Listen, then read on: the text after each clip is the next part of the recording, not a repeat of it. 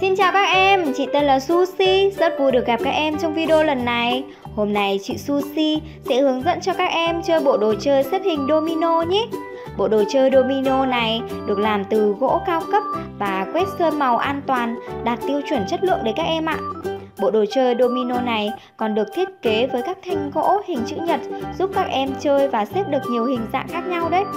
Đồ chơi Domino có thể giúp cho các em kích thích tư duy sáng tạo, tăng trí tưởng tượng, rèn luyện tính kiên nhẫn và khéo léo khi xếp các thanh gỗ các em ạ. Bây giờ chị và các em cùng bóc bộ đồ chơi này ra chơi các em nhé.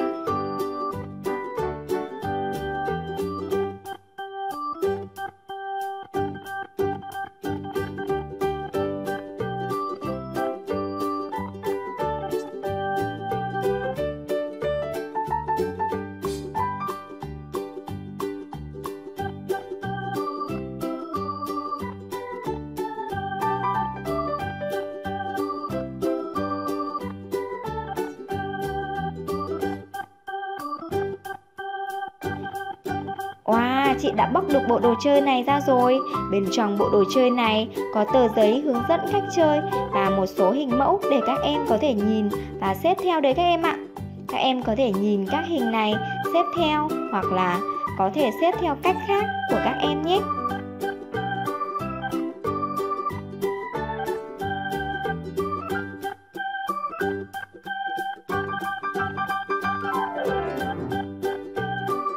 Đầu tiên chị sẽ xếp hình bông hoa các em ạ.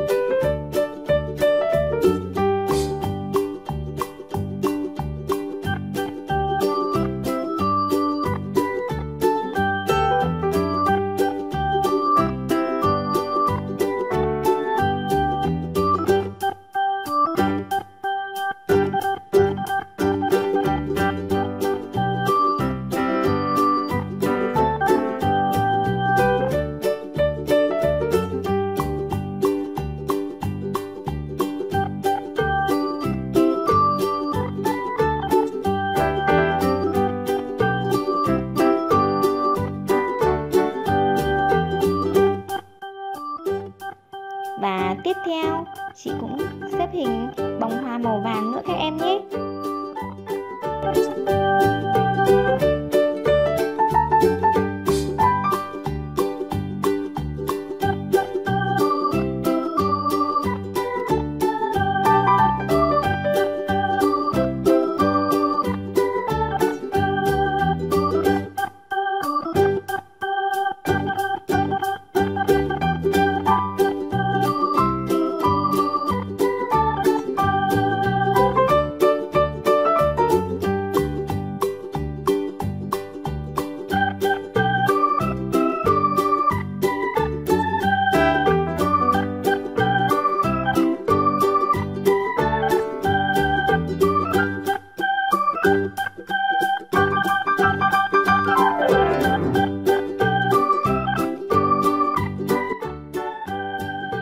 Còn bây giờ chị xếp hình xoáy ốc các em ạ.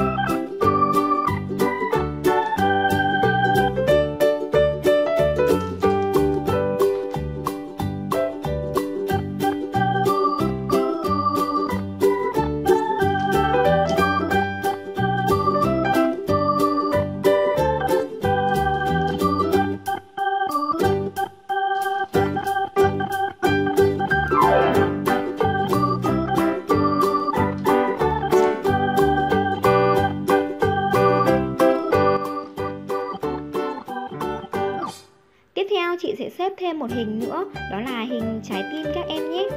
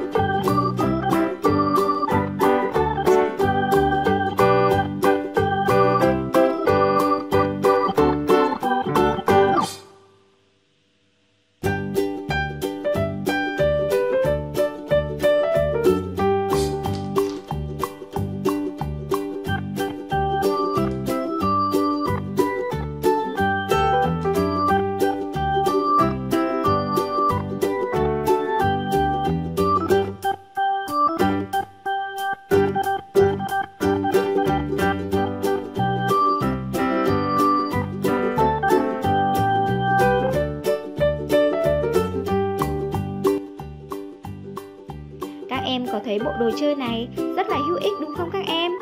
Với bộ đồ chơi Domino này, các em có thể sáng tạo nghĩ ra được rất là nhiều kiểu xếp hình khác nhau đấy các em ạ. Vậy là hôm nay chị SuSi đã hướng dẫn cho các em bộ đồ chơi về Domino và cách xếp hình các bông hoa, hình xoài ốc, hình trái tim rồi.